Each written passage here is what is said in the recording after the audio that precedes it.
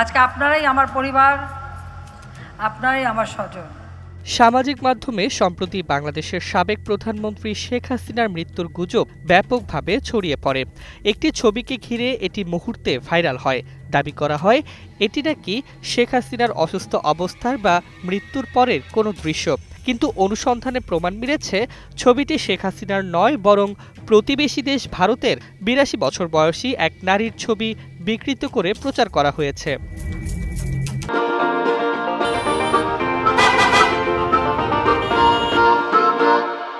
Rumour scanner ও fact ওয়াচের fact চেকে দেখা যায় মূল ছবিটি ভারতের ফার্স্ট পোস্ট এর মার্চ ২০২৫-এর একটি প্রতিবেদনে ব্যবহৃত হয়েছিল। ওই নারীর নাম রাজ পাশরিচা। তিনি ভারতীয় সেনা কর্মকর্তার বিধবা। দিল্লি বিমানবন্দরে হুইল চেয়ার না পেয়ে হাঁটতে বাধ্য হন এবং গুরুতর অসুস্থ হয়ে পরবর্তীতে হাসপাতালে ভর্তি হন। সেই ঘটনাটি কিছু মহল রাজনৈতিক উদ্দেশ্যে সম্পাদনা করে শেখ হাসিনার নামে ছড়িয়ে দেয়। গুজব ছড়ানো ফটোকার্ডে দাবি করা হয় আওয়ামী লীগের কার্যক্রম নিষিদ্ধের খবর শুনে শেখ হাসিনা ভারতের নয়াদিল্লিতে হাসপাতালে মারা গেছেন। অথচ প্রকৃত ঘটনা ঘটেছিল ১২ মের আগেই, অর্থাৎ ওই গুজবের সঙ্গে এর কোনো সম্পর্ক নেই।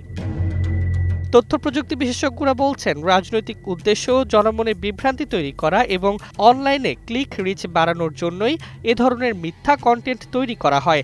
তারা একে ডিজিটাল গুজব হিসেবে চিহ্নিত করেছেন। এতে সামাজিক উত্তেজনা বাড়ার পাশাপাশি রাজনৈতিক পরিবেশেও নেতিবাচক প্রভাব পড়ে। সব মিলিয়ে অনুসন্ধান প্রমাণ করেছে ভাইরাল হওয়া ছবিটি বিকৃত, বিভ্রান্তিকর এবং সম্পূর্ণ গুজব। শেখ হাসিনার মৃত্যু সংক্রান্ত দাবি বাস্তবতার সঙ্গে সংশ্লিষ্ট নয়।